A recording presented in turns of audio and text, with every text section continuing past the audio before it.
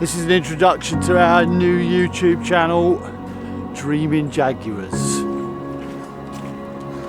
Who's the Jaguar? Okay, so what is it we're looking to achieve? Psychedelics, what they mean for humanity, how they affect the human psyche, with the experience we've had, how we can relate that to different aspects of the fringe, maybe even a bit of the paranormal. It's an interesting topic to study, it's an interesting topic to talk about. So we're going to do our best to cover all the bases within this genre, but predominantly we're going to be taking it back to psychedelics and what they mean for humanity going forward. You know, there's a massive psychedelic revolution going on at the moment, studying the effects and how people can be treated for mental illness, PTSD, so on and so forth. So yeah, this channel is going to be shit hot. I can't wait to get involved. You slowly seem to float away.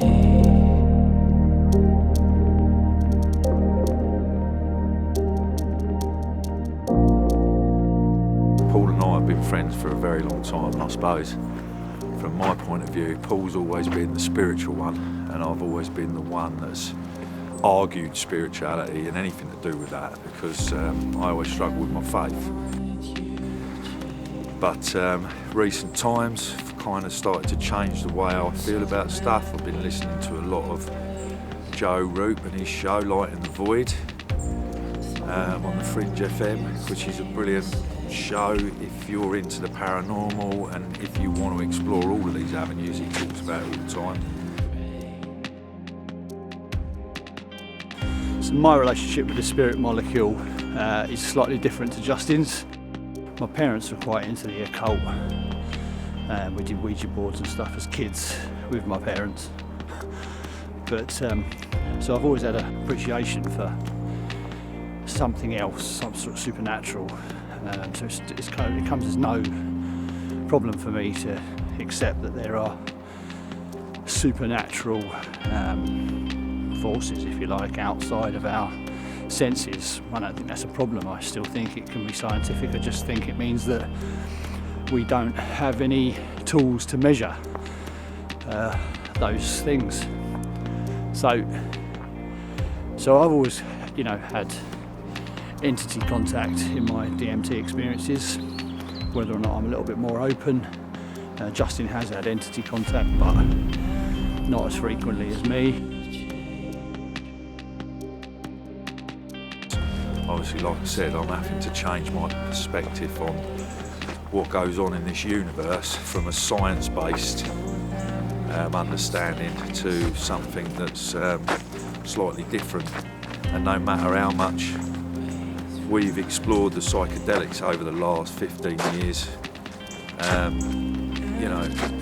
tying that into just basic reality stuff has never been an issue, but tying it into stuff that's spiritual or a little bit woo-woo, well, that's where it starts to lose me.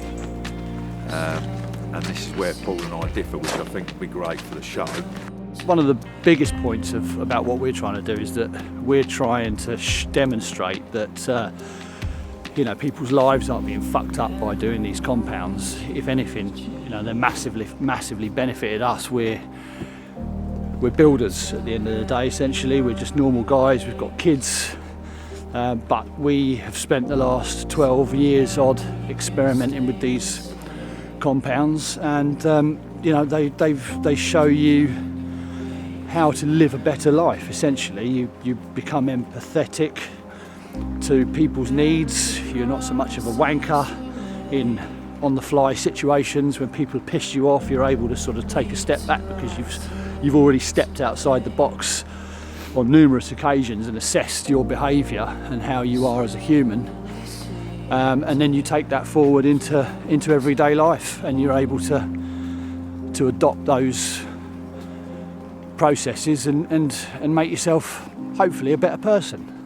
So it's not all sort of mumbo jumbo. There's a real therapeutic edge to this stuff. and we're going to talk about that amongst a million different other things.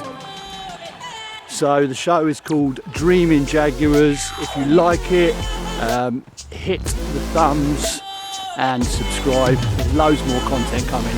It's going to be good. We think we've hit this at the right time, and we're going to have a blast. We're going to have a good time.